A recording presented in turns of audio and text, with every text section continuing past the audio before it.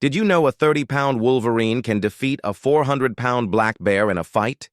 Deep in the Alaskan wilderness, a massive black bear stands guard over a fresh elk carcass. Suddenly, a wolverine appears. Pound for pound, it's the most ferocious predator in North America. The bear towers over this small intruder, but the wolverine doesn't back down.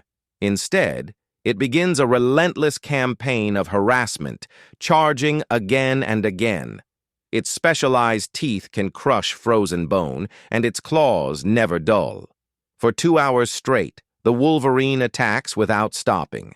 The bear swipes desperately, but the wolverine's stamina seems endless. Exhausted and frustrated, the massive bear finally gives up and retreats into the forest. The tiny wolverine claims its prize through pure tenacity and fearless aggression. This happens regularly.